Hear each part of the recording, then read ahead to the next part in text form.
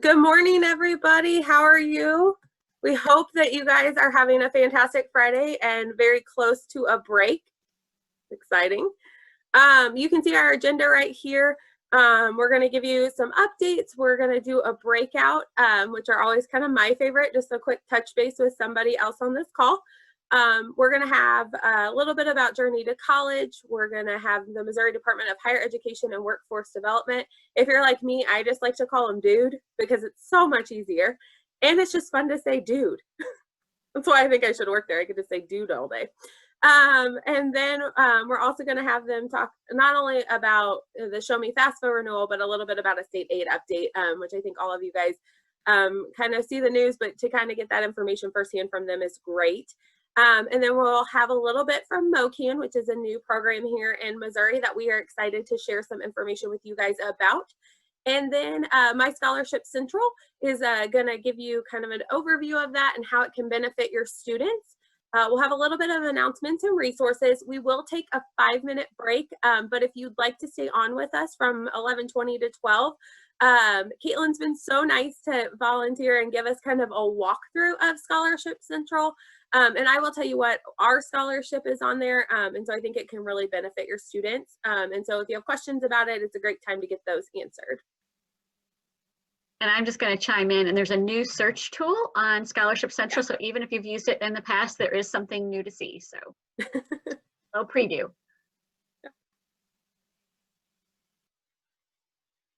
So a little bit of housekeeping that we always like to do at the start of these is give yourself and others some grace and space right now. Most of us are home, some of us are back in the office, some of us go back sometimes, and some of us, you know, stay home sometimes. So there may be children, pets, other things that kind of come into the room. Someone may misspeak because they're tired. So just be mindful of that. There's a lot going on and a lot of things that people are dealing with. Do abide by the PDI meeting agreements. Laura has put those in the chat, I believe. So if you need to look at those, those are there. Please remain on mute unless you're presenting. You can join us by video. We do like to see your guys' faces. Like, it's Friday. We should all, you know, a little bit of smile and fun. You can use the chat function to ask a question. We're going to have somebody monitoring that. It is not private, though. We've learned this in the past that a private chat is not always private. It will send on the chat log. This session is being recorded. We will post notes, the chat log, and the video recording on the St. Louis Graduate website. We have also been linking those to the MASFAP website. I think we're working on getting the last few up there. And then please complete the survey evaluations. We're working on spring information for you guys, but we also want to know what else you need to know from us, from St. Louis graduates. You know, this partnership has become one of my favorite things to do, and I think both of us are really here just to help you guys navigate through, and anything we can help with, we're happy to help. So I do want to give you guys a couple of MASFAP updates, and I think everybody's on that needs to be on. Thought I saw him. So MASFAP, if you don't know, our mission is to really help. We're an association that's dedicated to service and advocacy, and we really are here to support and help our high school counselors. I do want to give a quick plug. Our scholarship is open, My Scholarship Central, and it is open until the 30th of November. It is a really easy one. We just have them tell us who is encouraging them to continue their post-secondary education and or technical school work. And so we like to give away money. We're going to give away $1,000. So please, it is open to students anywhere. And if they don't, you know, apply for our scholarship, that's great. But then it'll also encourage them to apply for other scholarships, which is one of my favorite features of Scholarship Central. So I just like to give kids the chance to get free money and not get loans. So that's my financial aid plug for you guys. We have loved our partnership with St. Louis graduates. It is going to continue. We're going to do some workshops in the spring. I do want to tell all of you guys that this is my last one as the Early Awareness Chair. I will be moving in the role of Vice President very shortly, actually Monday. But I have loved my time as Early Awareness Chair, and I promise you guys are in great hands moving forward. I think, is he on? Is he on? Is Chris on? Okay. Chris Bowen is on. He will be our new Early Awareness Chair, and I promise you guys he is so fantastic. He will help you guys with anything you need. I will still stay on as a committee member. I've already promised him that, so don't worry. But you guys are in good hands moving forward, and we are still here to support you and help you guys through anything that you need. And so we'll make sure you guys have all the contact information that you need going forward. So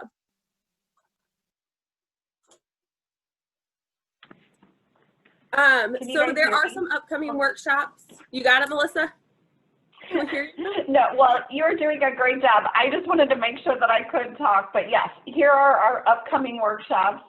Please join us December 4th for our final workshop of 2020 with a session on supporting undocumented youth with Felipe from the Scholarship Foundation of St. Louis, who does an excellent job with this topic.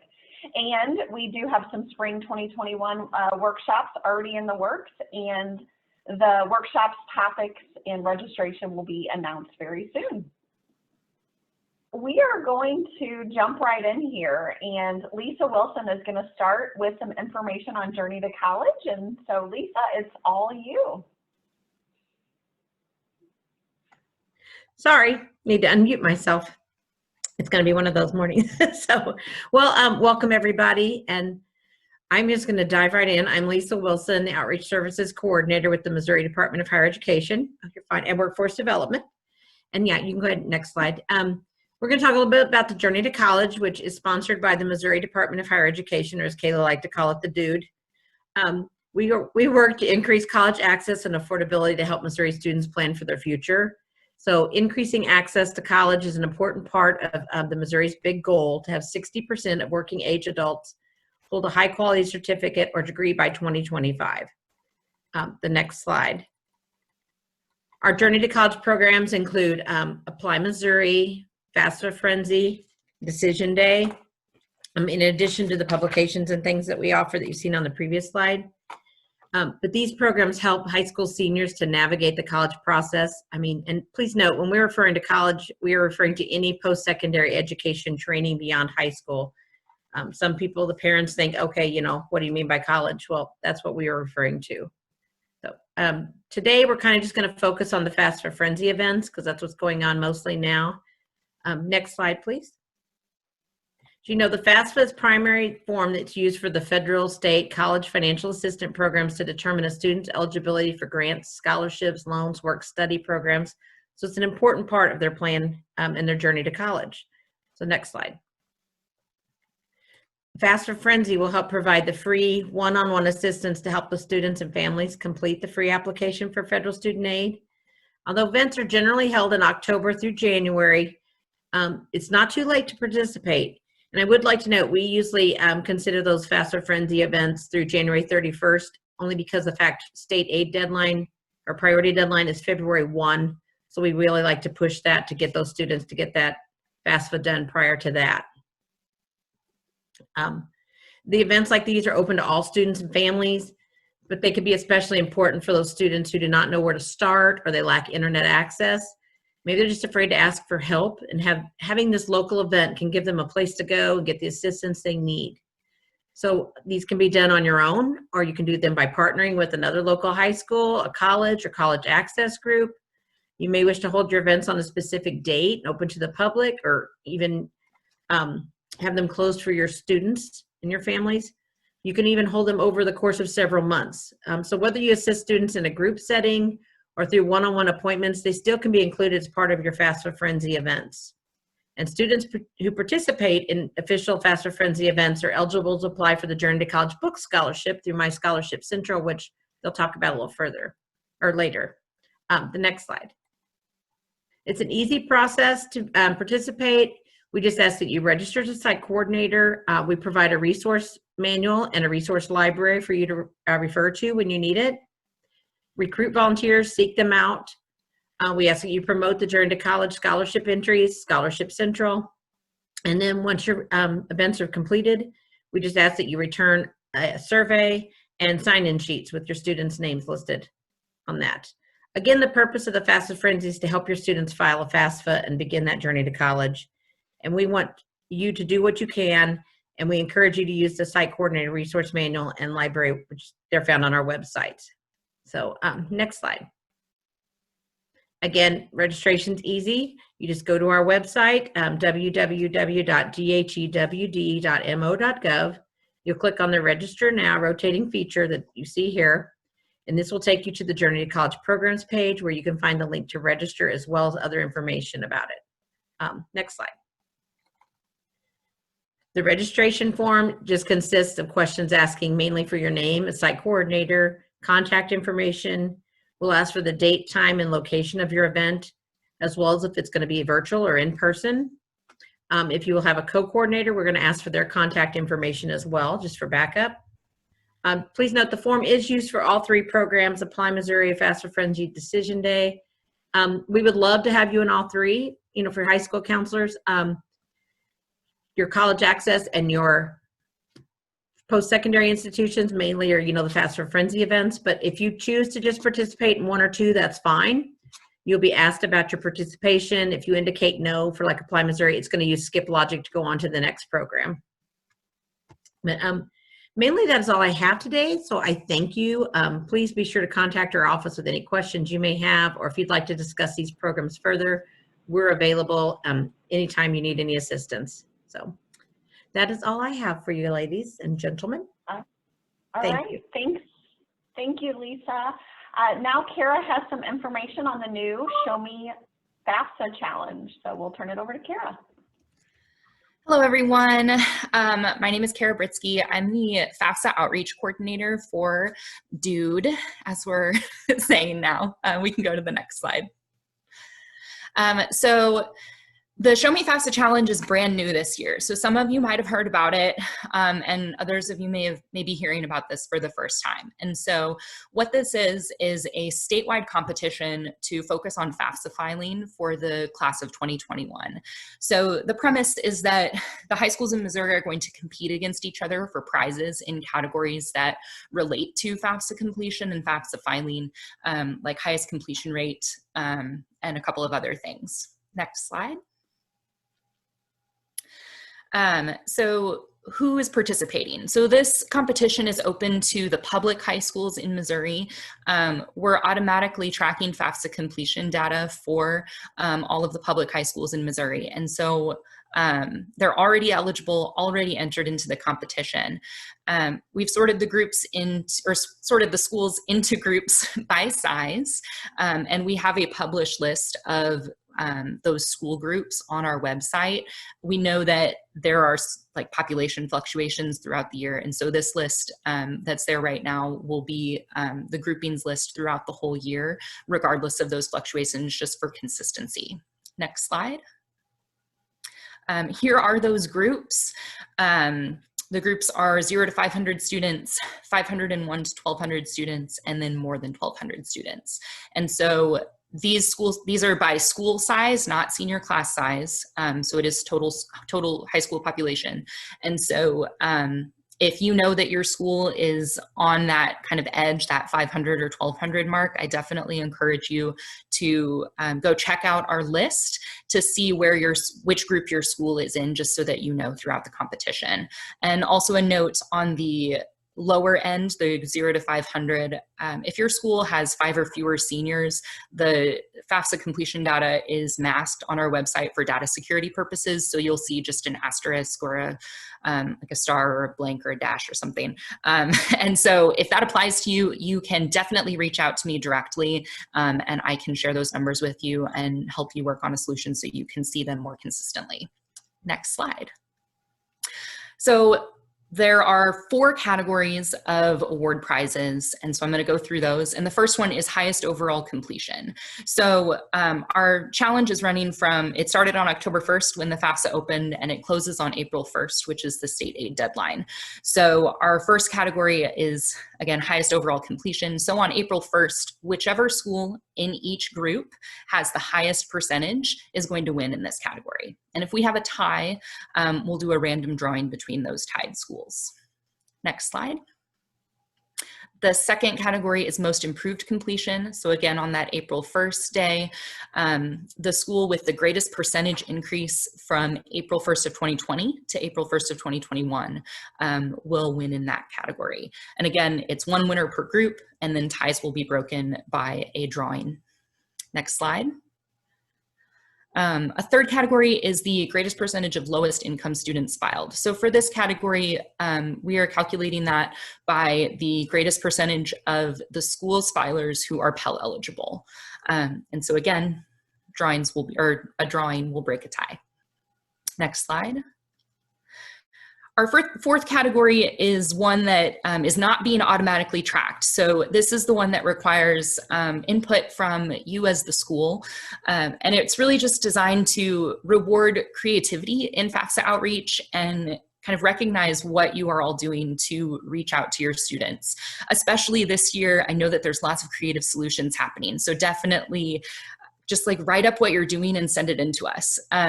So if you want to be considered for this award, the submission deadline is April 1st. And you can include attachments in addition to kind of writing up what you're doing. That can be photos, videos, screenshots of social media, whatever you're doing to promote FAFSA filing. And then this category shouldn't have any ties. It will be decided by a panel of judges who will review all of those submissions in April. Next slide.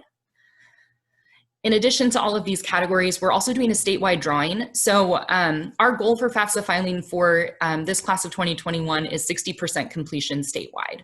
And so any school that reaches that goal for that state goal of 60% will be entered into a drawing. And then once that 60% threshold is met, they can get additional entries up to 3 for participating in FAFSA Frenzy as a site coordinator, and then also for participating in the FAFSA completion project with a data sharing agreement on file with us. Next slide. So what are the prizes? The prizes are scholarships. So each of those category prizes for those 4 categories in each of the 3 groups will be a $750 scholarship for a total of 12 prizes. And then the single statewide drawing is a $1,000 scholarship. Next slide. The exciting thing is that the school who wins gets to choose one of their students to be the winner of this scholarship. The requirements are that the student is a graduate of your school and is attending a Missouri institution in fall of 2021. If there are no seniors in your class that meet that requirement, we'll award the prize to the second place school or do the drawing again, whichever is most applicable. Next slide. We recommend choosing your scholarship recipient by a random drawing. You can do a different method if you'd like, an application, essay, something like that among those eligible students. If you do one of those alternate methods, we just ask that you tell us what that is so that we can track that. Next slide. Funds will be dispersed directly to the student's institution in the fall. So we'll ask that winning schools send their information to us by June 1st. And then our Show Me FAFSA Challenge sponsors, the Missouri Scholarship and Loan Foundation and the Missouri College Access Network, will disperse those funds directly to the institution. Next slide. This has been a pretty brief overview. I've really just touched like the high points. And so if you want more information about this or you want all of the details, please visit our website. It's dhewd.mo.gov. And then on this slide, you can see the click path. You can also just type dhewd.mo.gov/FAFSA challenge into your web browser. Highly recommend just bookmarking that page. You can see all of the details. There's a couple of PDFs. There's flyers that you can look at. And you can always reach out to me directly for information about it as well. My email is on the screen. And next slide. Before I finish, I just want to give a shout out to the FAFSA Completion Advisory Group. We met virtually in May and June of this year, and they were integral to this project happening and this competition coming to life. So huge shout out and thank you to all of the people on this list. And I hope that you guys really enjoy this competition this year and participate. And thank you for everything that you do for all of our students. All right. Thank you, Kara. We will keep moving, but if you have questions or comments, feel free to type those into the chat and Kayla will make sure to get those answered. And now Kelly is going to give us updates on the state financial aid programs. Kelly? Thank you. I'm Kelly Reed. I'm the Senior Associate with the Department of Higher Education and Workforce Development. Senior Associate doesn't really tell you much of what I do. I work with the state aid programs, basically. So next slide, please. I'm going to start out by talking about the A+ COVID accommodations that we've made for the 2021 seniors. They're very similar to what we did for the 2020 seniors, but they aren't exactly the same. And the guiding principle behind the accommodations that we've made this year are to balance helping students as much as we possibly can while maintaining the program's integrity. Since A+ has a merit component to it, we want to make sure that we aren't watering down the program too much, but yet we still want to help students, like I said, as much as we can. Next slide, please. With the attendance requirement, basically, if it's 95% attendance overall for grades 9 through 12, it just depends on how you get to that 95%. If it's coursework that's offered on-site, then it's based on the student's actual attendance. If it's coursework that is offered off-site and virtually, then we are referring schools to the DESE guidance for A+ candidates. And that's in the non-traditional methods of instruction section of the attendance hour reporting guide for this year. The DESE guidance talks about MOCAP courses. So basically, if you're an A+ candidate with taking MOCAP courses, then you're considered to have met the 95% attendance. We have extended that to any virtual coursework, so it's not just limited to MOCAP. So for example, the launch coursework that a lot of students are taking, that would qualify, and as long as the students are meeting the requirements in DESE's guidelines, they would be considered to have met the 95% attendance requirement as well. Since we have gone a little bit beyond DESE's guidance, high schools may have to record attendance a little bit differently for A+ than they do for DESE. But that's something that can normally happen anyway, so that really isn't much of a change.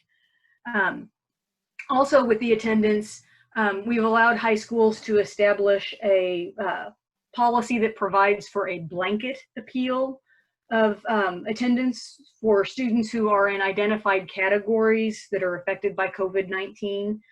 So basically, instead of requiring individual appeals, for example, for students that had to quarantine, the school can say, you had to quarantine, we've got a policy in place, we're going to automatically file an appeal for you, almost.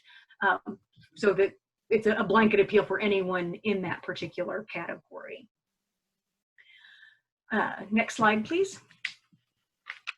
The tutoring or mentoring requirement is almost exactly the same as it was for the 2020 seniors. We've reduced that requirement from 50 hours down to 25, recognizing that students are having a harder time meeting that requirement in the current environment. For the 2021 seniors, we have clarified that still up to 12.5 hours can be job shadowing. So even though we've reduced the total number of hours, the same number of hours as usual can be job shadowing, with the idea that students might have more job shadowing opportunities this year than they have actual tutoring or mentoring opportunities.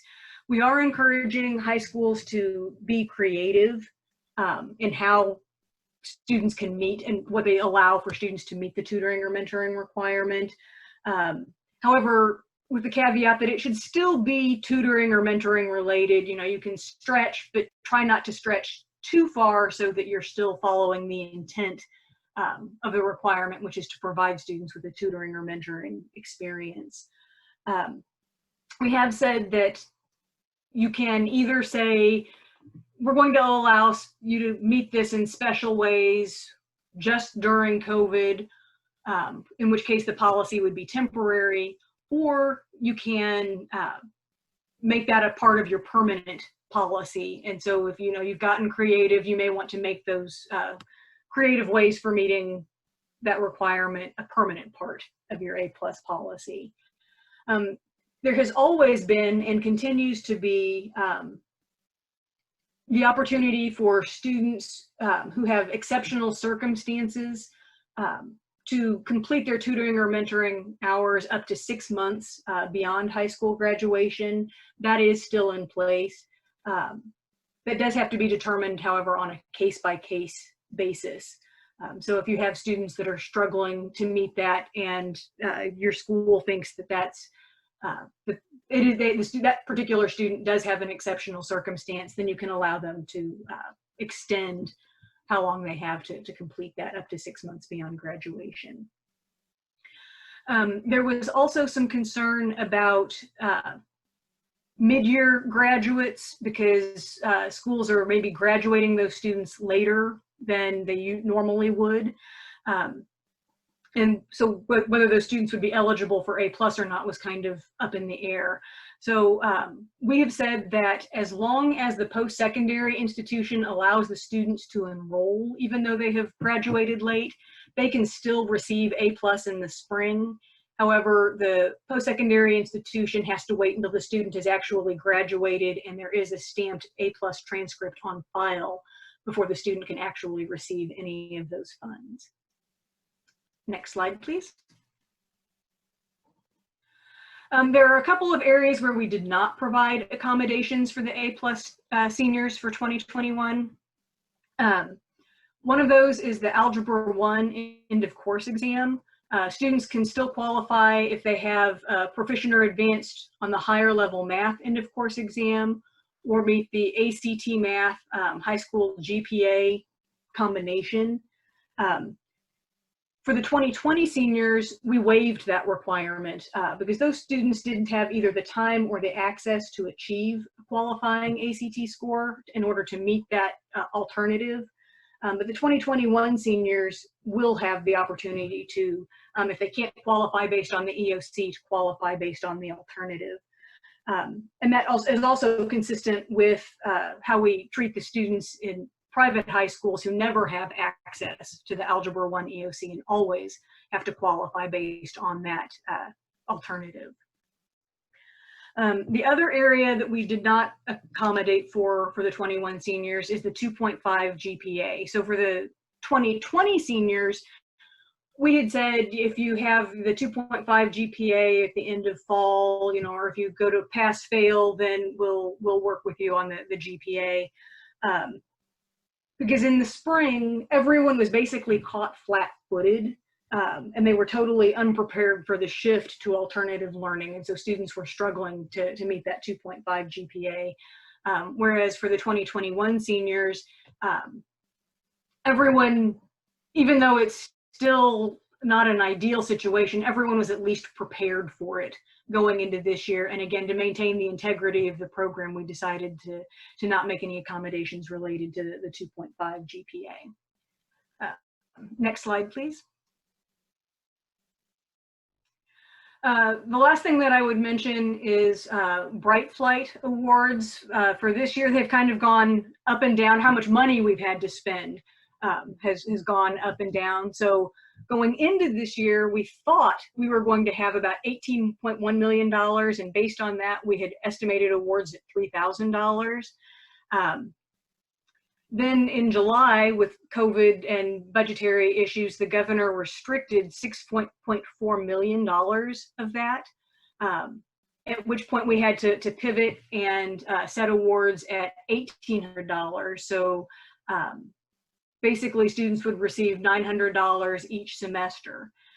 In October, they reevaluated that and basically released half of what had been restricted. So based on that release, we revised award amounts to $2,170. So that's $900 for fall and $1,270 for spring. So since fall had already been in progress, we left fall awards alone, and we'll just make the adjustment in spring.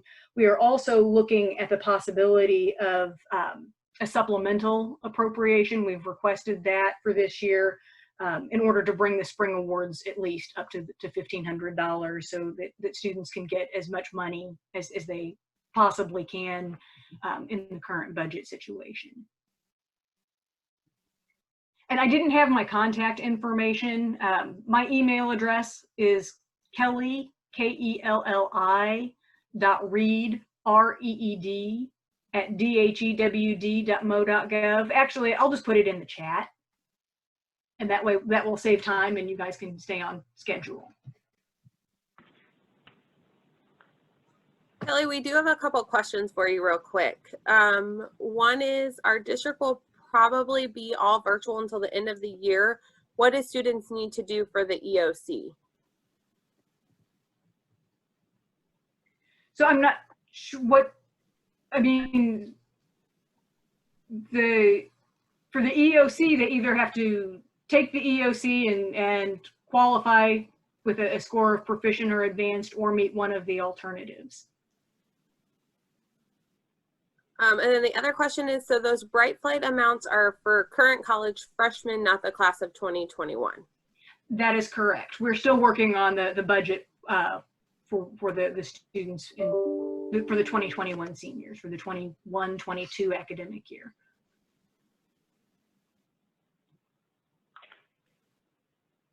Okay, thank you, Kelly and the MDHEWD team. Next, we have Carrie Gilbert, the Senior Associate Director of MOCAN, and she is here to talk all things MOCAN. Carrie? Thank you, Melissa. Can you all hear me okay? Perfect. All right, so like Melissa said, my name is Carrie Gilbert. I'm the Senior Associate Director at the Missouri College Access Network, which we lovingly refer to as MOCAN. And so if you're like, Mo, what is this? I'm here to talk a little bit about our history, what we're gonna be doing hopefully in the state of Missouri, and then go over a couple of the resources that we have. So let's go ahead and move on to the next slide. Perfect.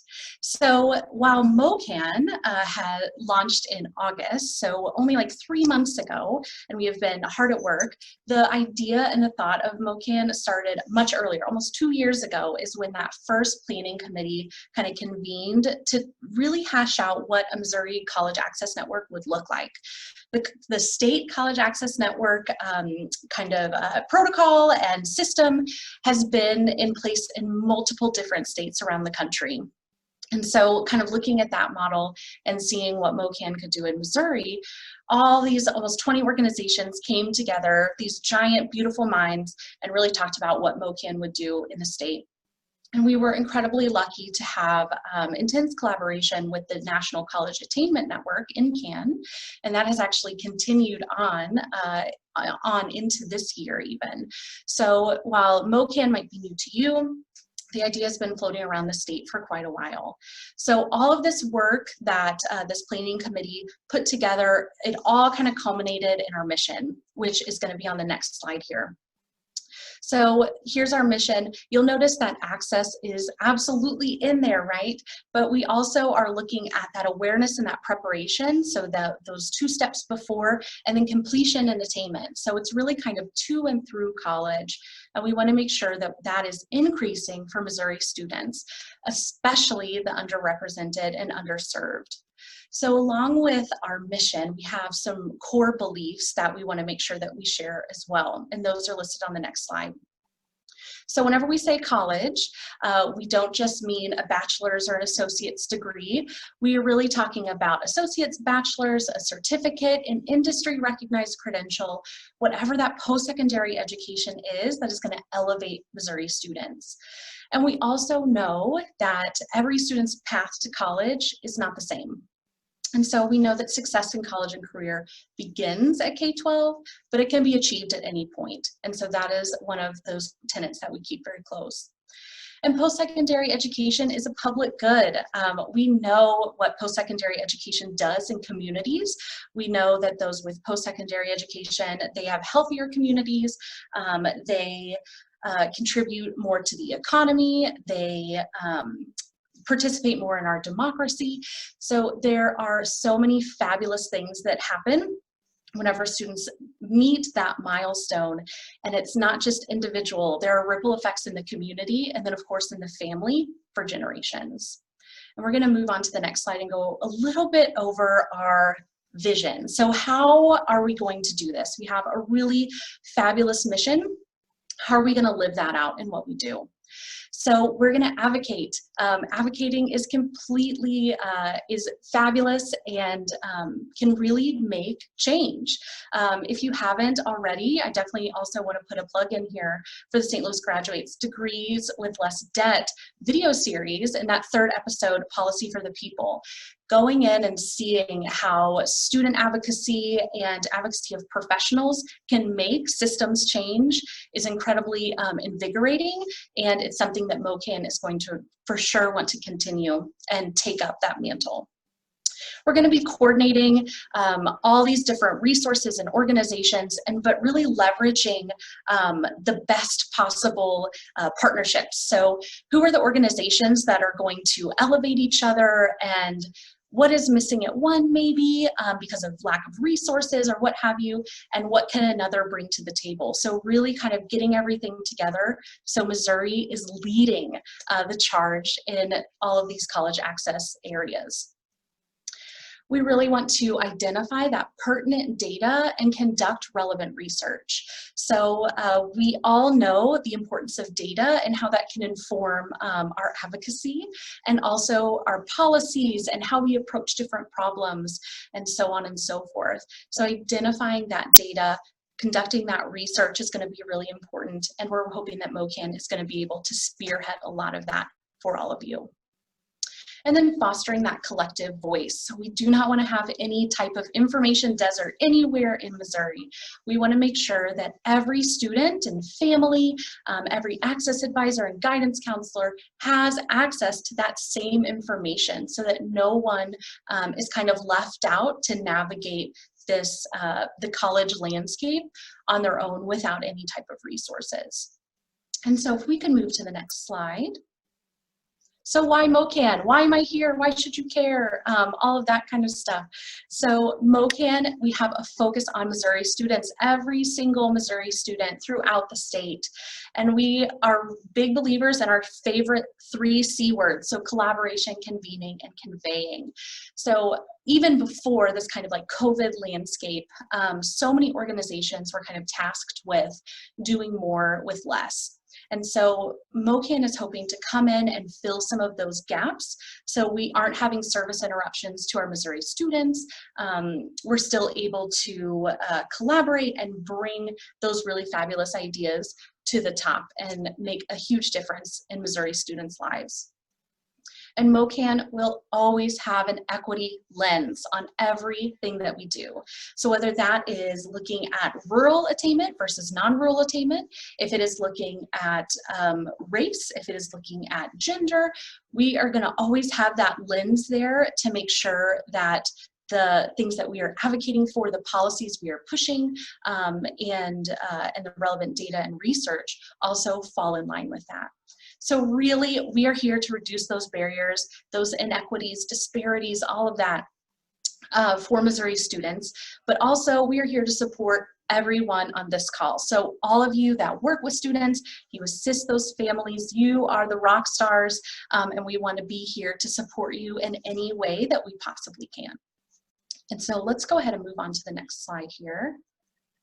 So while MOCAN is, the idea has been around for almost 2 years, we are still, our launch is still very, very fresh in our memory. It was only 3 months ago. So we're going to go over a couple things on our website, but please know that we are building things out and working to really bolster some of the resources that we have out there.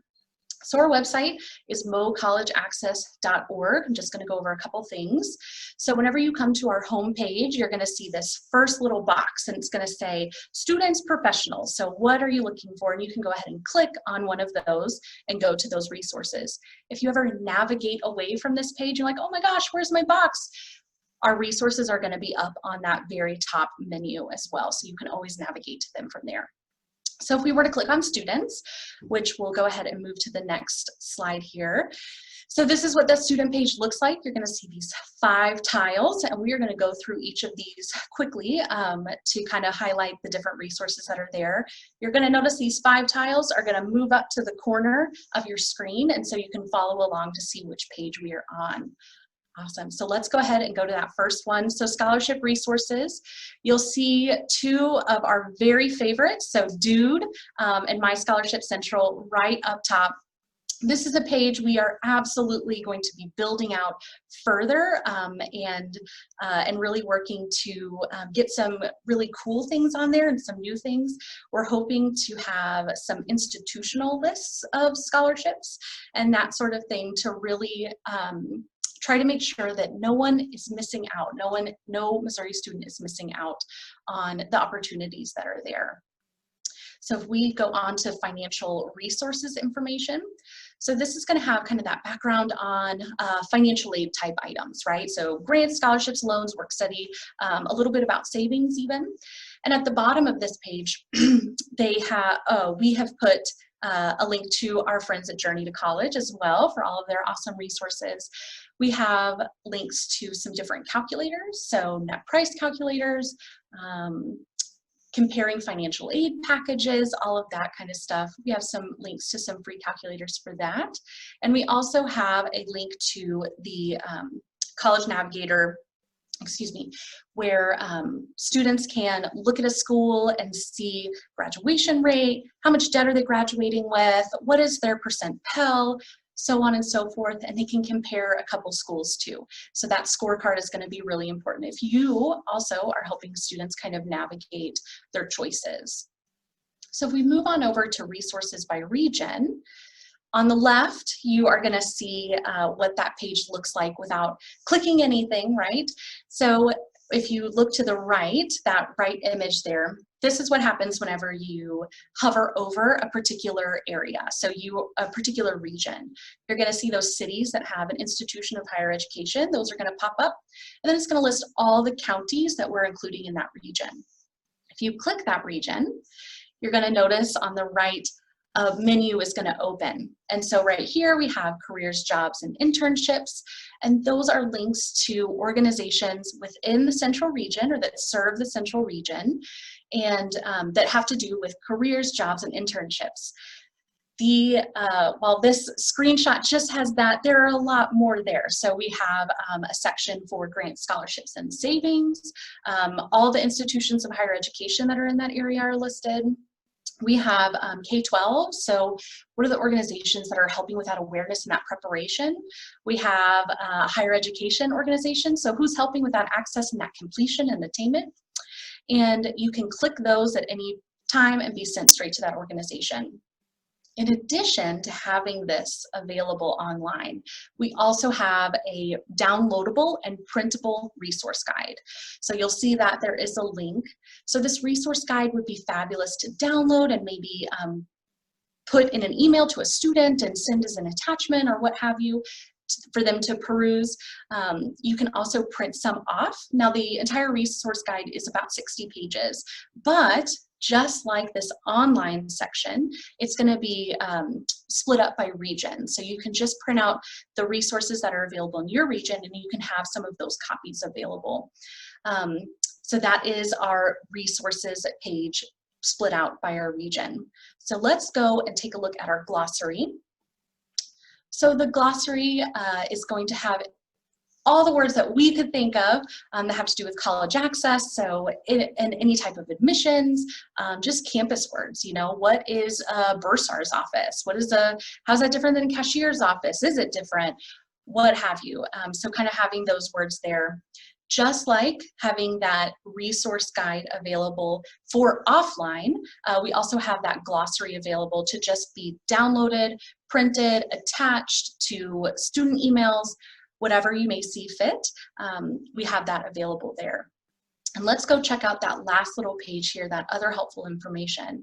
So right now we have a couple videos out there. Now these are videos you can absolutely use however you see fit, if you see a need for them. So we have a senior year checklist.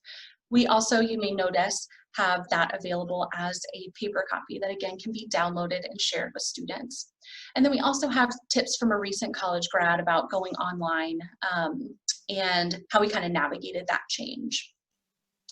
All right, so we are going to actually flip back over to the professional side. So just perfect.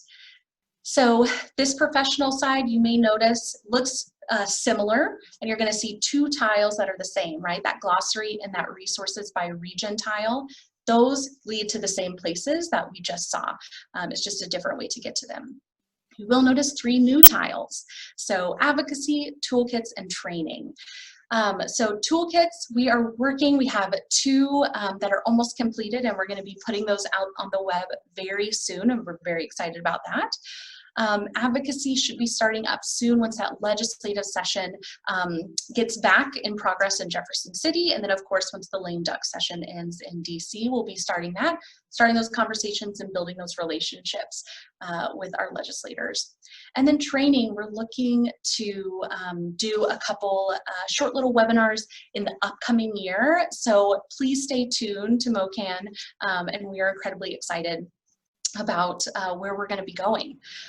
One thing I would also love is if you, please go check out our website, but if you're going through that and you see something that is missing or a resource that you would really love that you haven't seen anywhere else, you can have my contact information at the end, and I want to hear about it because we're here to support you. So please take some time and just take a little look around what we have out there at mocollegeaccess.org. So I'm going to talk about some of our additional little projects that we're working on and so on. And so if we can go to the next slide here. Awesome. So we are currently working on an educational dashboard. So that's going to be an interactive dashboard with all sorts of college, post-secondary education statistics and charts, and it's going to be so beautiful and fabulous. And hopefully it will be able to provide the data that you may need to inform some of your decisions or what have you on your own high school campus or college campus, but that is going to be out there and available to everyone. We're working also on internet access and affordability. So we're working closely with Desi and Dude on that.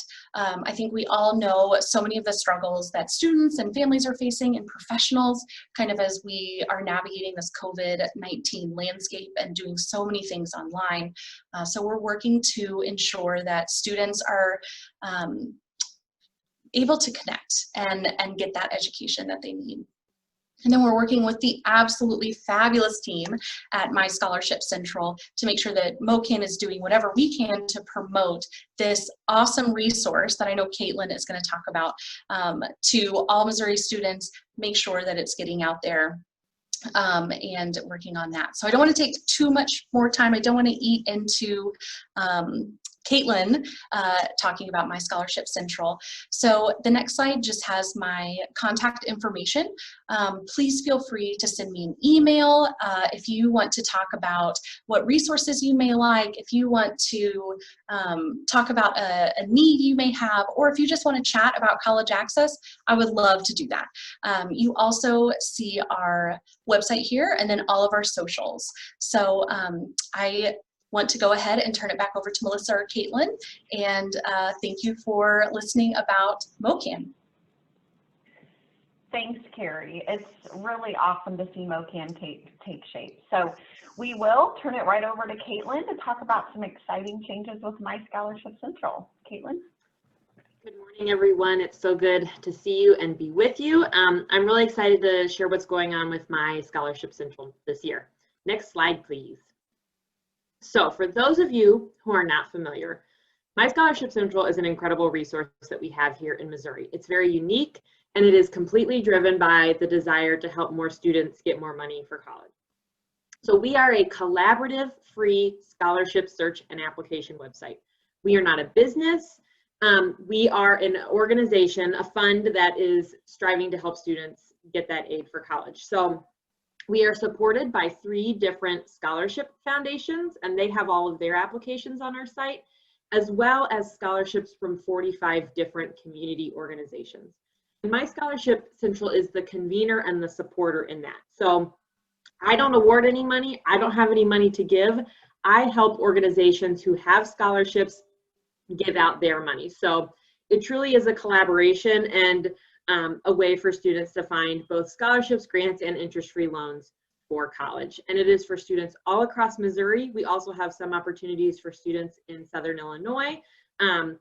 And like I said, free, no costs ever. We don't sell any information. We don't have ads. We don't spam, which makes us pretty unique in the scholarship space. Next page, please. So one of the things that we just launched this fall is the new My Scholarship Central search tool. So we know that students across Missouri, it can be hard to know who the big scholarship providers are in your area. And we wanted to have an easy way for students to easily see, here's where I can find a scholarship in my part of the state. So when you go to myscholarshipcentral.org now and you scroll down, you'll see a big map of Missouri that also has Kansas and Illinois off to the sides. Students can then click on the region where they live, click View Scholarship Providers, and see a list of the scholarship providers in their area. So these are big foundations and nonprofit scholarship providers where the scholarships have all been vetted, they are trusted, they are up to date. Students can read some information and then click through and apply directly with the scholarship provider. So in the overview that I am going to do after this, in the walkthrough, I will demonstrate the tool live. But I really encourage you, if you haven't been on myscholarshipcentral.org recently, to go check it out. It is really intuitive, really easy to use. If you have any suggestions on it, we are definitely still updating it and taking into consideration both student and counselor feedback. So if you have any tips for it, I'm happy to hear those. But our goal with this is we wanted to help students across the state see, wow, there are multiple places that I can be applying for scholarships, and to help them to get more money for college. Next slide, please. So once you've looked at the different providers, if you've decided you want to apply directly with My Scholarship Central, our process is a two-step process. So students first complete their general application. This is like their profile. It's kind of like their common application. It is seen by any scholarship that a student chooses to apply to. And this information is used to determine scholarship qualifications. So it's really important that students complete their general application fully and accurately, because that determines which scholarships they're eligible for and that they get matched to on My Scholarship Central. Just completing the general application does not qualify a student for any scholarships or interest-free loans. So it's really important if a student says like, oh yeah, I did the application. If they haven't done any specific scholarship opportunity applications, they are not eligible for any money. So they need to do that general application first, and that is what I will walk through after this presentation. I'll kind of show you the ins and outs where I see mistakes that students often make, and my tips and tricks there. So once they do that, they will then see a list of recommended scholarship opportunities based on the information that they put on their general application. This is how students actually apply to a scholarship. So they need to then click through this list, read the criteria and the eligibility, and decide which ones they're going to apply for.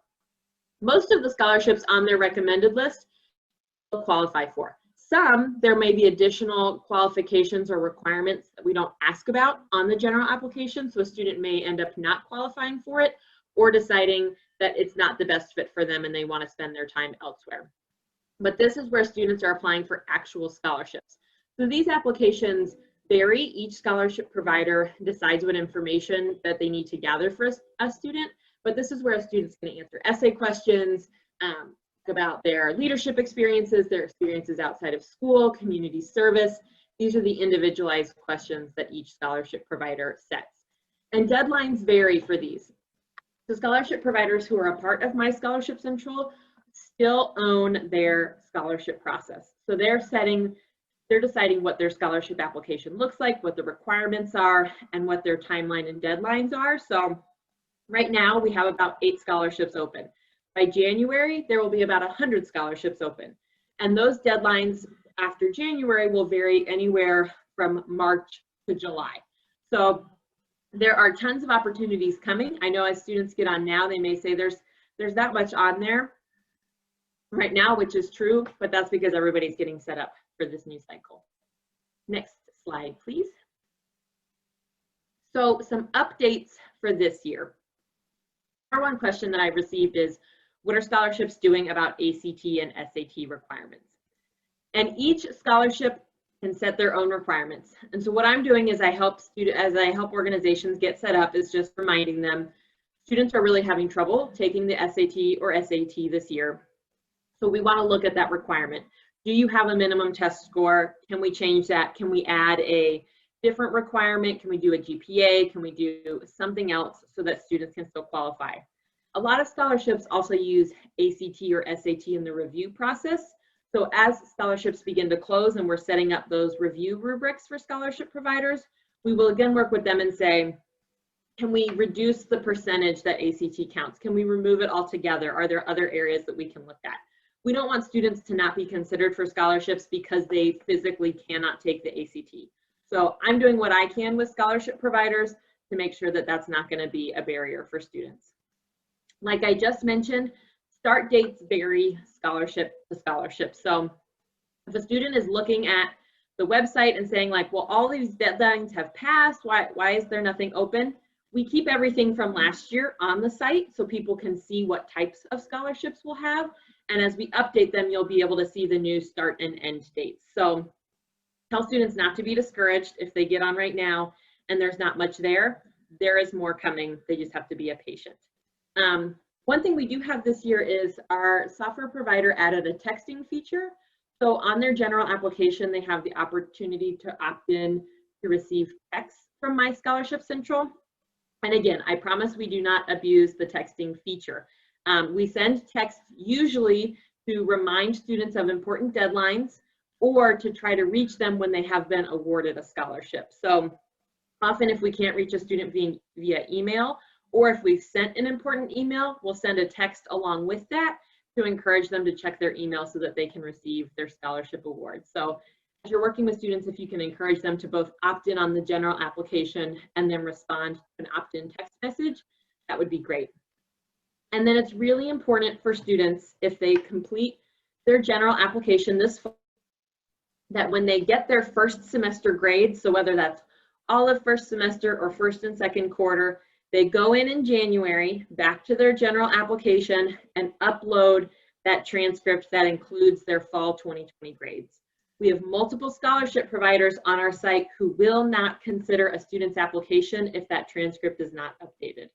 So it's really important that students do that. So I will send email and text reminders to students. I will also send email reminders to counselors about that. But any reminders that you can send once you know that those first semester grades are available, make sure that students are uploading that document to their general application, because I don't want a student to be a great candidate, apply all the way through for a scholarship, and then not be considered because they didn't upload one document.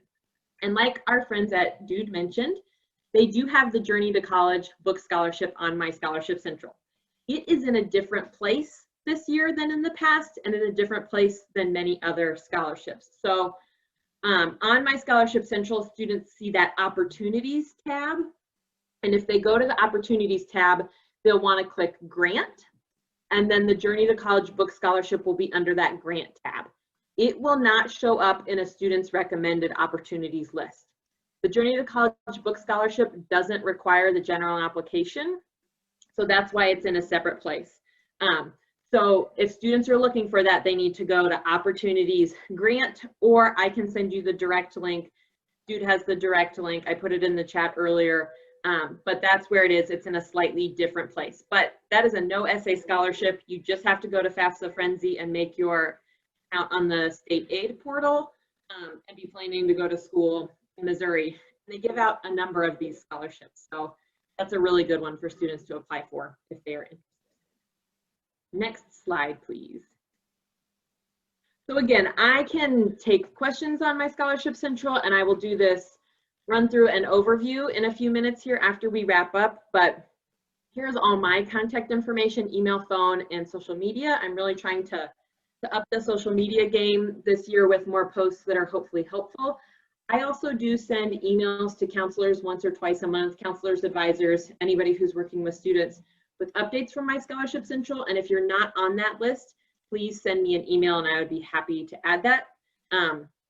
I can also do presentations for your students. So I can do a pre-recorded presentation, or I can do a live presentation over video with your students, and really enjoy doing those. I'm happy to do that. So my last piece is I just want to say a big thank you to all of the counselors and advisors and everyone who helps make My Scholarship Central possible. You are the ones who are encouraging students to apply, writing letters of recommendation, reviewing essays, doing all of that. I'm so grateful for that. So thank you for that. And I said that was the last thing, but I wanted to add one more last thing because the one piece that I didn't talk about is like how much money is a part of My Scholarship Central. So last year we had over 100 different scholarships, and through the site, over $9 million in scholarships and interest-free loans were awarded. So there is a lot of money up for grabs on this site. And one of the really encouraging statistics to me is that students who make it all the way through the process, who complete their general application and complete at least one opportunity application, they apply to at least one specific scholarship, about half of those students end up earning a scholarship. So students who spend the time to submit high quality scholarship applications have a really good chance of earning a scholarship. So yes, it's a lot of time and energy for the students, but help them know that it can literally pay off and help them be able to afford college.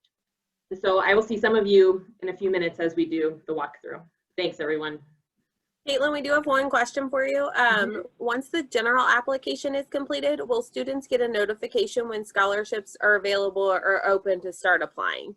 Yeah, that's a great question. So once that general application is done, if new scholarships open during the week, on Friday, they will get an email that notifies them of that. So some Fridays they might get an email and some they might not. But if a new scholarship opened during that week that a student qualifies for and will be on their recommended list, they will get an email once a week with that information. So that can be a benefit of doing your general application early, as you'll get those emails weekly with information on when scholarships open. Okay, thank you, Caitlin, and to all of the presenters today. So we have listed here some additional resources from Federal Student Aid and the Scholarship Foundation of St. Louis. And a reminder to watch your email for spring 2021 PDI schedule, which will include sessions, financial aid topics, career pathways, and match and fit. So be on the lookout for that. The next slide is some contact information. Reach out anytime, any of these people. You'll get these slides after, and we're always welcome questions and feedback. So this really concludes this section of today's presentation. If you are leaving us now, thank you for joining us. Please complete the survey. If you're staying, the next section is dedicated to a walkthrough of My Scholarship Central and a Q&A. And we're going to take just a 5-minute break. So if you're staying, please stay on Zoom. You can turn off your camera and your mute, but stay on Zoom, and then we will resume, it looks like right at 11:20 with the My Scholarship Central. Yes, thank you. Can you guys see the My Scholarship Central website? Did I screen share correctly? Okay, awesome. So, like I said, the new search tool is on our main page, myscholarshipcentral.org. So this is a great place to send students to start. You scroll down and then you see this map. And we have Missouri broken up into 6 regions, as well as Kansas and Illinois. And if you're outside of those areas, students can click down here. But a student can click on a region, and if they're not sure, like, okay, I think I live kind of in between these regions, if they click on a region, they'll see the list of scholarship providers, and then they can click View Scholarship Providers. So St. Louis, Kansas City, and then we have Northwest, Northeast, Southwest, and Southeast. So I'm going to pull Kansas City up because they have the most providers, so I want to show their options. But once you go here, you'll see a little bit of information about each scholarship provider, so hopefully students can see this is a good fit for me, this is not a good fit for me. So you see the organization, the students served, their application period, and a little bit of information about the organization. So in Kansas City, there are a number of providers. And then we also have the providers who use My Scholarship Central listed on each page. These providers, this Apply Now on My Scholarship Central button always takes you to My Scholarship Central, so the actual application site. So a student might get confused if they're like, I clicked on this button, and they all took me to the same page. That's by design, because that's where all the applications are. Whereas like Casey Scholars takes you to the Casey Scholars page. My Scholarship Central or Missouri Scholarship and Loan Foundation takes you to the Apply Now page for My Scholarship Central. So I'll go back to the map one more time here just so people can see it. But here's the map. I really hope that it is helpful for students. and helpful for them to see like, okay, there are multiple opportunities for me.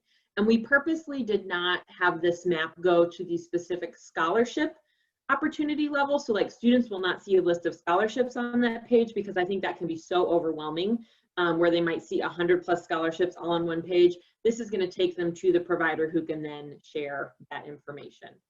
So once you've clicked through to My Scholarship Central, students will be able to see the list of all opportunities. So these ones with a deadline, those are the scholarships that are open. Right now there are 8 scholarships open, but all these ones that say ended were scholarships that we offered last year and we anticipate offering again this year. So students can see there's a big long list of a lot of scholarships here. You can search. I will say our search on here is not the best just because of the way the software is set up, but students can do some searching here or kind of click through to be able to see scholarships. If a student has not created an account on My Scholarship Central before, they'll want to click the sign up button.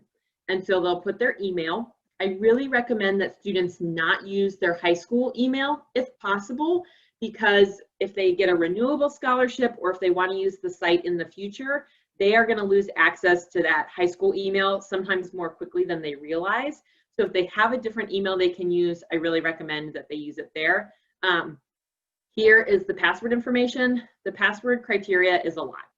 Blackbaud, who's our scholarship provider, just kind of redid the password and they're really focused on security. So it is a lot, but if you follow these directions, then it should work for you.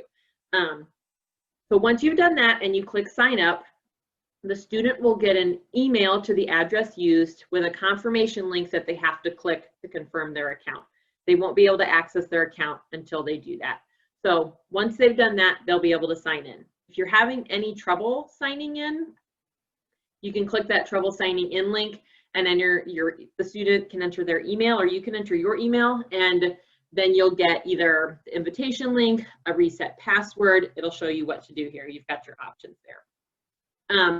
If a student tries, I think it's 6 times or 10 times, too many times with the wrong password, they will get locked out of their account for a few hours, and there's nothing that I can do about that.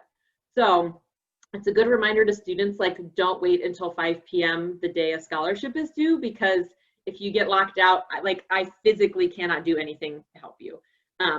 So if they do get to that point where they are locked out, they may just have to wait a few hours before they can reset their password.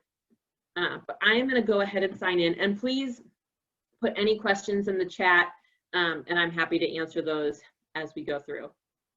So I already have an account, so I'm going to sign in, and this is going to take me to my administrator page, and I'll switch it over to an applicant here in a second.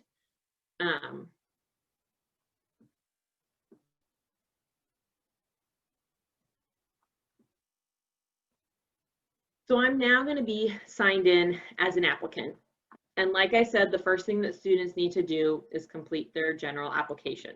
So if a student has done this in the past, there might be a little bit of information that is carried over from the past year, but mostly they have to enter everything again because a lot of the information changes. Any question with an asterisk is required. You will not be able to submit your application if those are not answered. The other big tip is don't use Internet Explorer. You use Internet Explorer, it will seem like it's working, but nothing will submit and you will hit a wall eventually. So just make sure students are not using Internet Explorer while they're doing this. So on the back side of My Scholarship Central, each scholarship provider sets scholarship qualifications, and we code those into the system, and it is based on information from the general application. And that is what determines both what is on a student's recommended list and whether a student shows up as qualified on an application grid. So if a qualification is that they have to be graduating from high school in 2021, if a student does not have 2021 on their general application, they won't see scholarships that require that. Or if they mistype it, they still won't see those. So it's really important that students are answering questions fully and accurately, because it's determining both what they see and whether they'll be marked as qualified or not on an application grid as they apply. So I'm going to go through and kind of complete this as we walk through. So name, last name, preferred name, nickname. Students also need to treat this as like a official document. So if a student is doing all lowercase, there aren't really opportunities for slang here, but if they're not making this look like a professional document, scholarships may decide not to choose them. A lot of the organizations import the information from the applications directly into their databases. And so if they're having to go in and fix the student didn't enter their name or their address correctly, they may end up choosing a different student. So it's really important that they're treating this like a formal document with capital letters, punctuation, all that type of thing. So name, address, that state is important. Make sure you're putting the correct state there, and zip code. This county question seems like a very innocent question.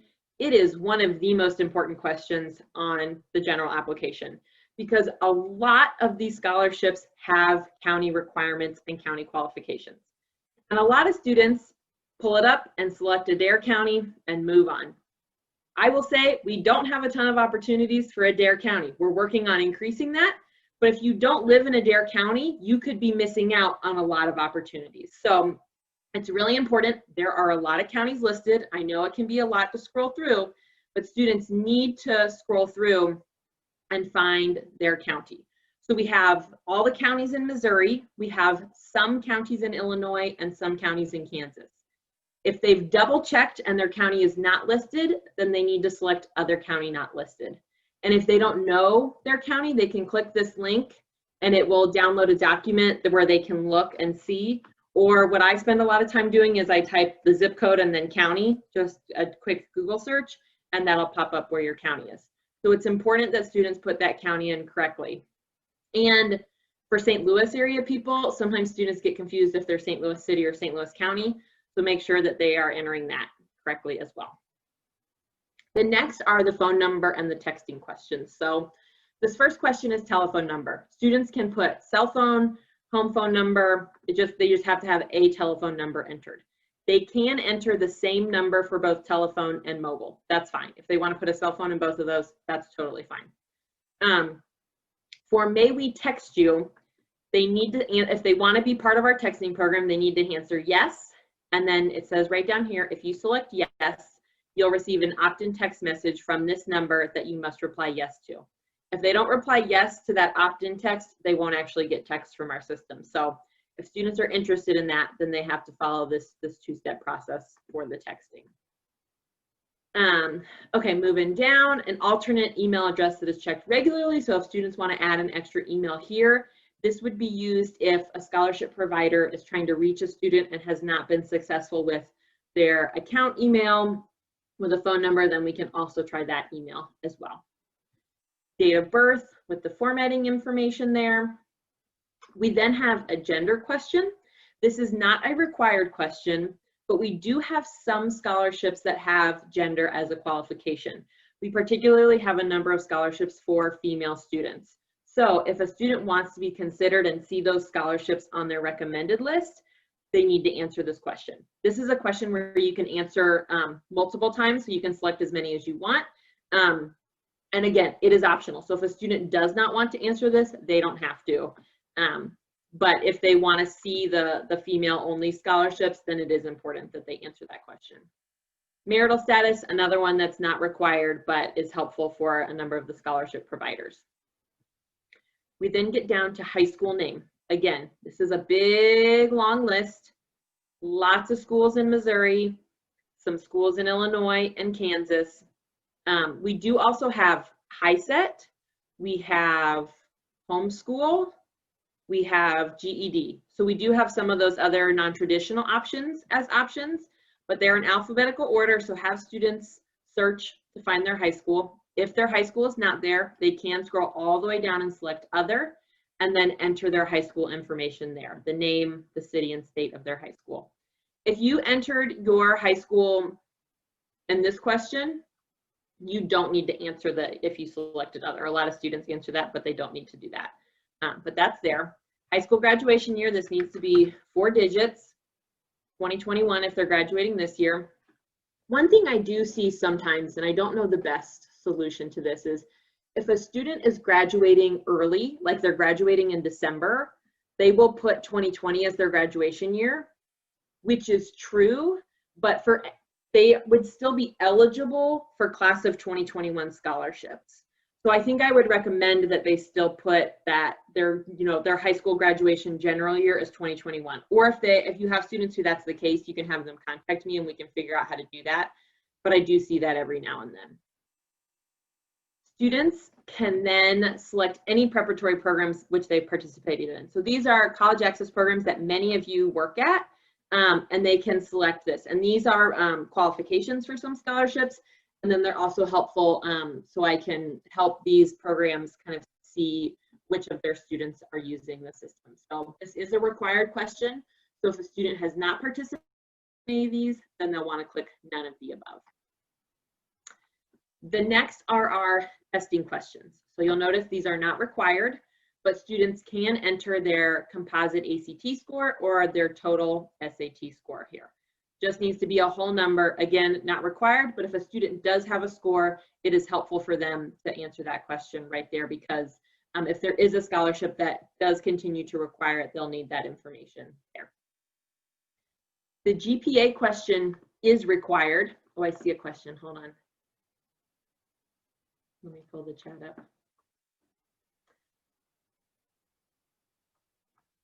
So great question on test scores. It is all the scholarship providers are so different. We really only have a couple scholarships on My Scholarship Central that require the ACT. A lot of them just use it as a component of the review process or like to see it there, but I think a lot of them, especially after this year, are very open to that conversation of what is the ACT score telling us that the rest of the application is not telling us. So that's a conversation I'm continuing to have, but I think a number of them are very open to that.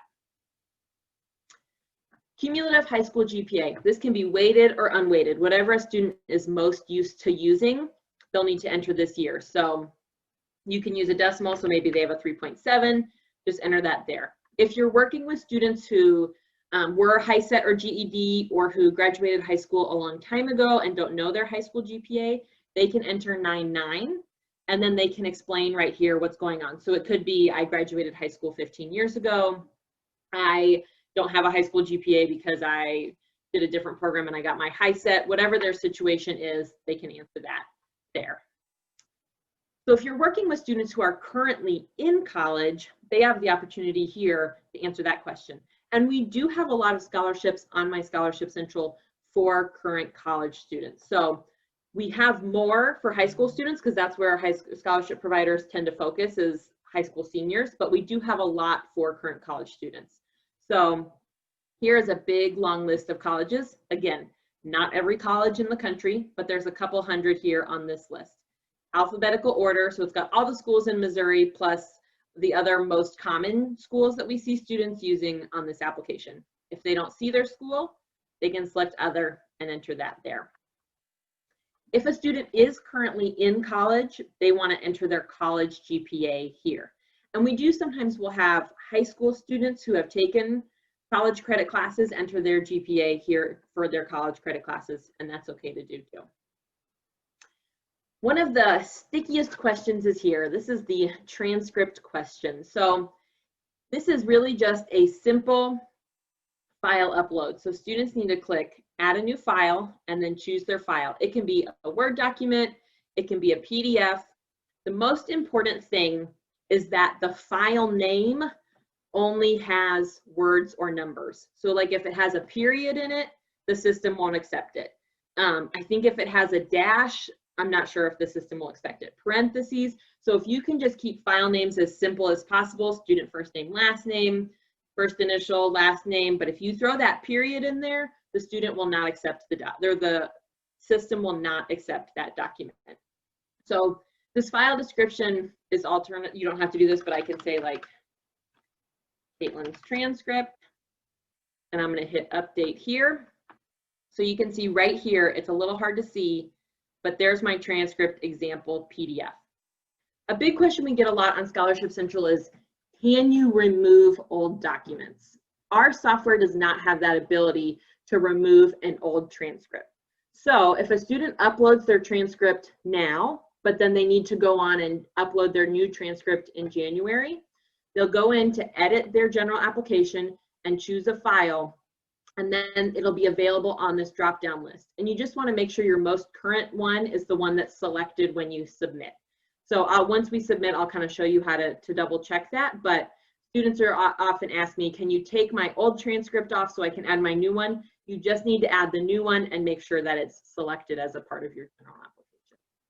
But if a student's having trouble and the document won't upload, the first thing that I would look at is what does the file name look like? Because that's the biggest problem that students get into. And if students really can't figure it out, you can have them email me. I upload transcripts for students all the time, and I'm happy to do that. Okay, so the next required question is about the school that you're planning to attend for the term for which you are requesting funding, which is a weird way of phrasing this question. But most of the scholarships on Scholarship Central, you're applying to in one school year to use the next school year. But we do have a couple opportunities that you apply for first semester and you can receive second semester. So particularly like a renewal opportunity. So that's why it doesn't say next year. Or a student might be applying in like June or July and they might think next year means like the next calendar year. But so when students are applying, they need to think like, okay, where am I going to be attending when I use these funds? Is it next semester? Is it next year? As they answer these. So for most students, it's going to be the next academic year. This is another big long list of colleges, and you can multi-select on this. So you either do Control or Command. I think it depends if you're on a Mac or a PC, so that you can select multiple schools. And I do encourage students to select multiple schools.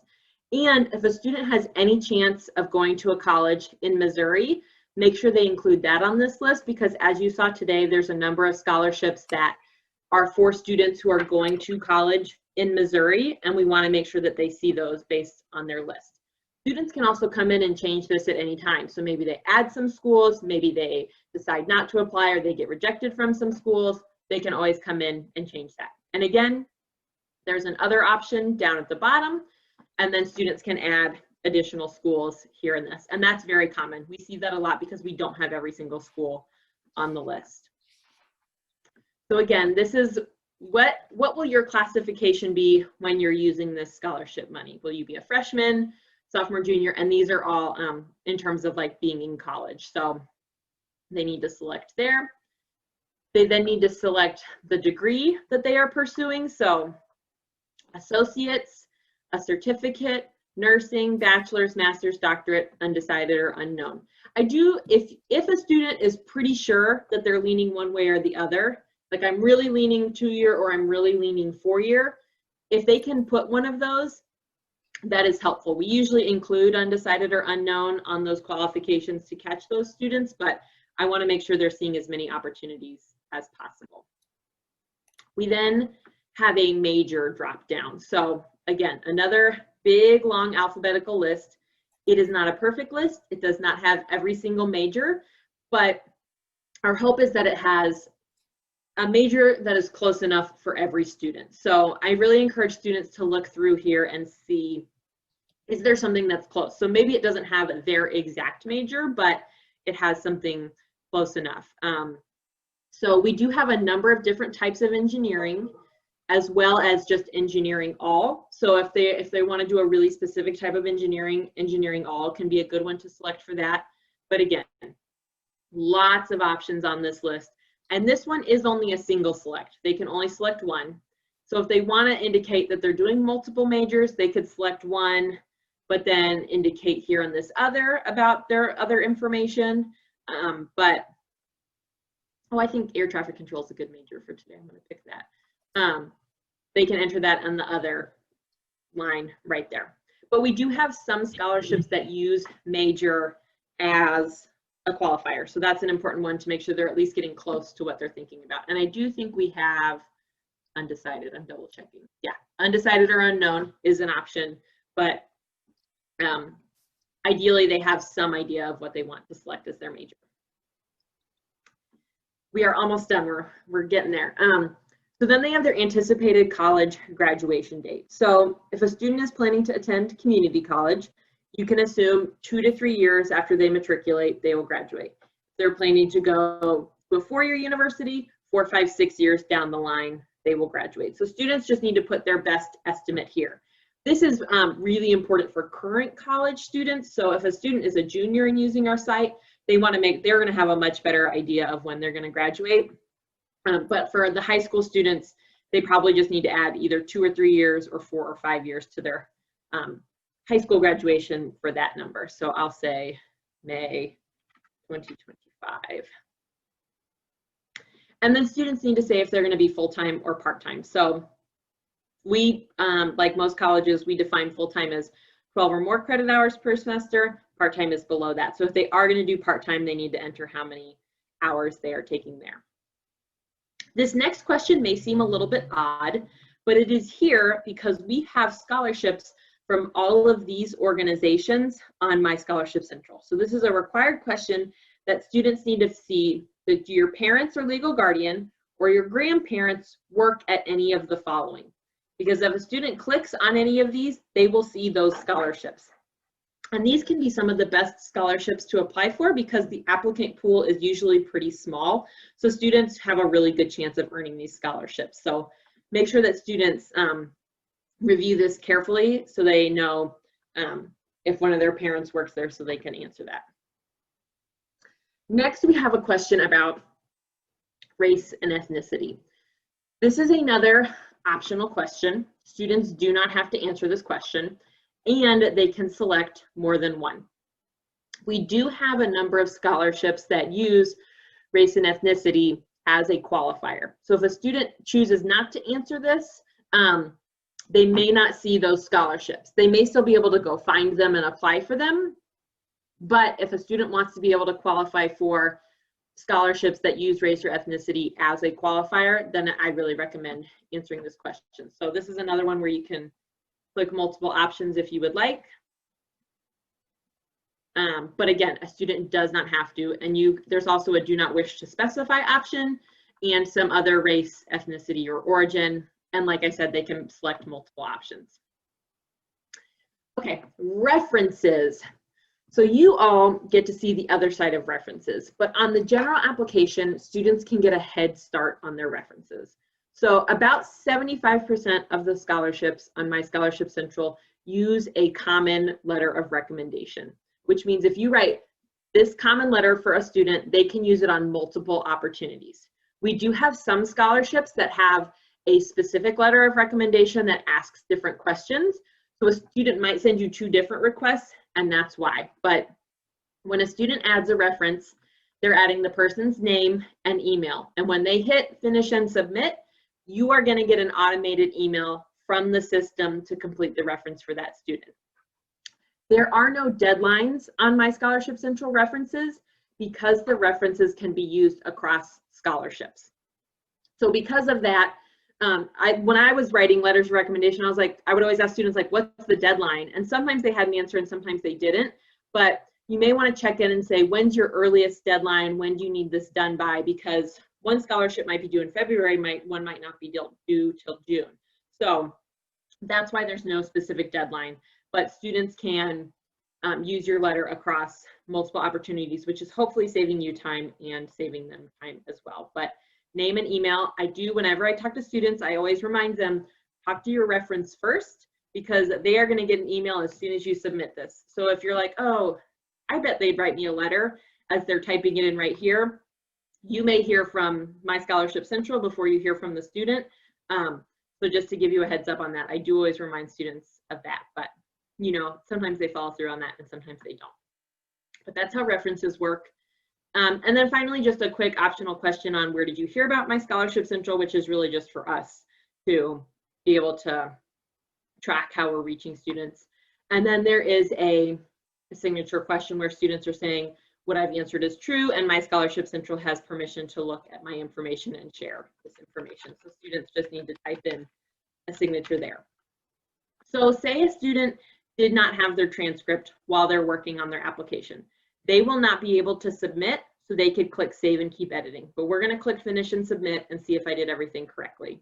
I should have made a mistake, so I could have shown you an error message. But if I had made a mistake, it would take me back to the general application. And instead of this green check mark up here, there would be a red X and it would tell me what my mistakes are.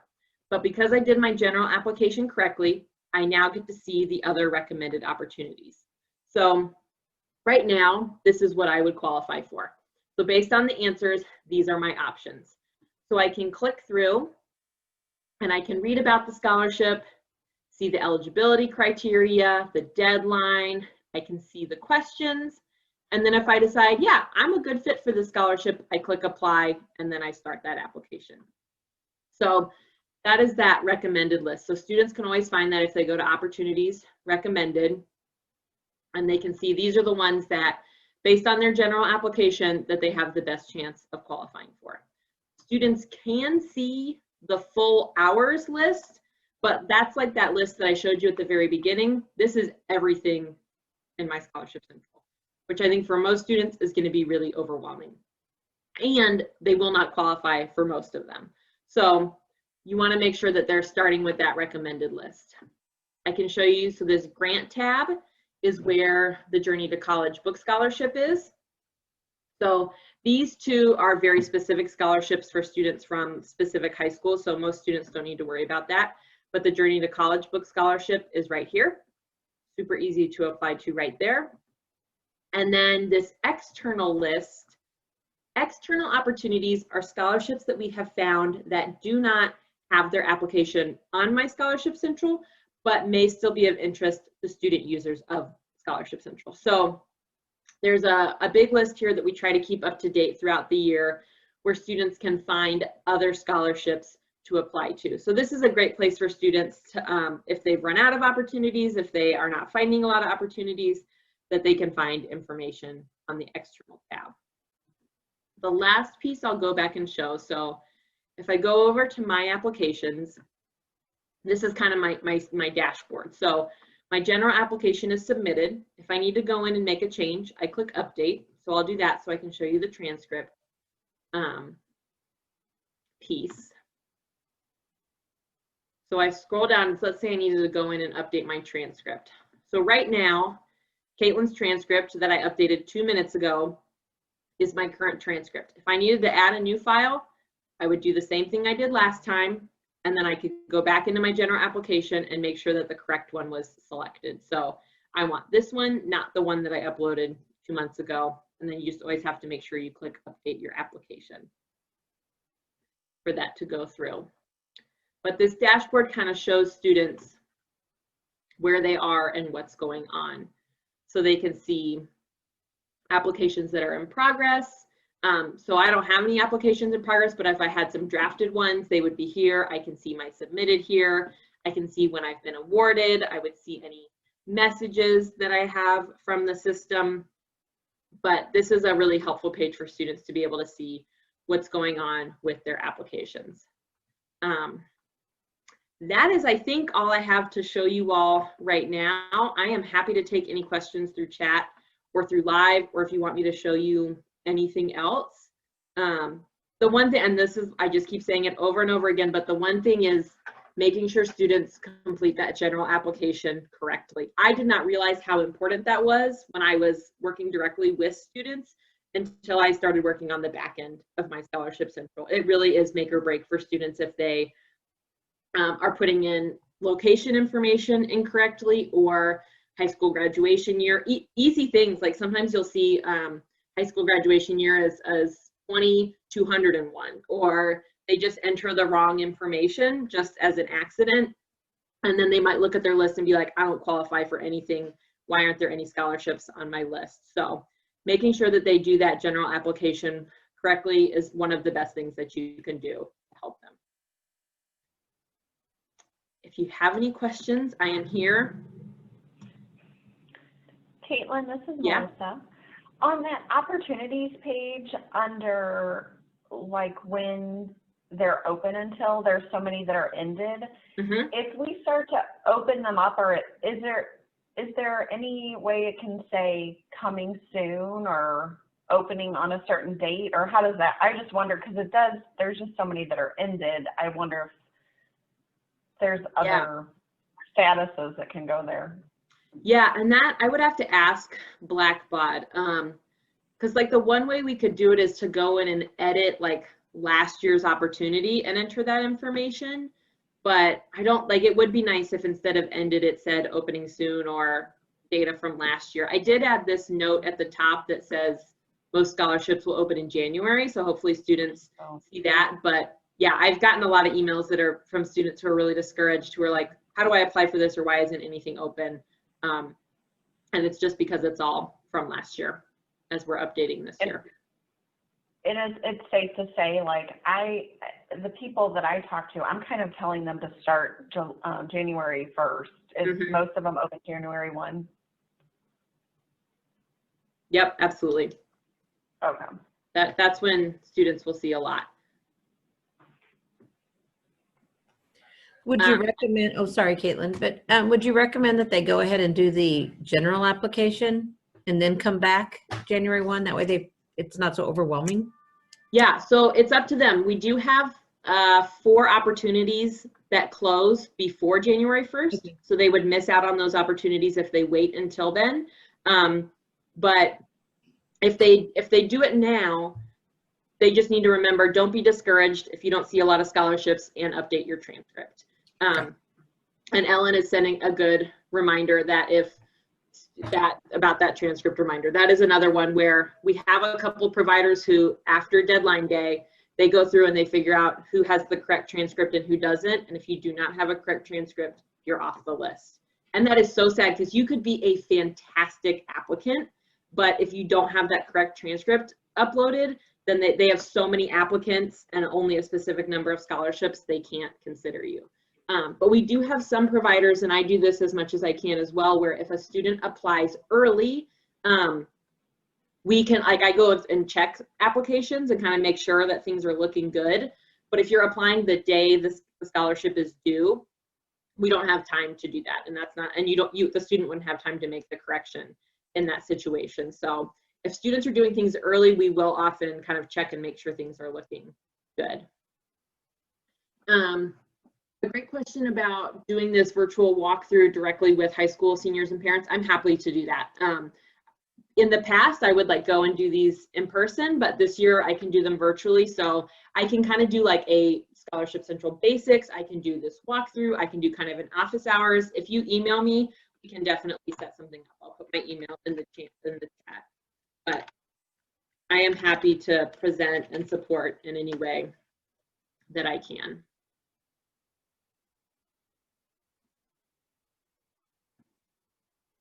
But I hope that this was helpful. Again, you all are the champions for my Scholarship Central, and I'm so grateful for that. And oh, so one thing that I will mention here that some of you have heard me say, but others have not, I can provide some very basic reports on your student usage of the site. So if you've gotten these from me in the past, they're gonna look a little bit different this year, but if you want information on your students, what I can provide to you is their general application status. So I can send you a list of who is drafted and who is submitted. And then from that list, I can let you know who has applied to a specific scholarship. So I can't send you, they've applied to all of these different scholarships, but I can send you kind of a yes or no to who's made it to the next step of the process, with the hope that that's helping you follow up with students. So if you ever want one of those reports, again, just email me. I can pull that together for you really easily. But hopefully that's helpful, or if a student is saying, oh yeah, I'm done, I've done this, and then you get it and their general application's only drafted, you can follow up with students more directly. So I'm happy to provide those as well.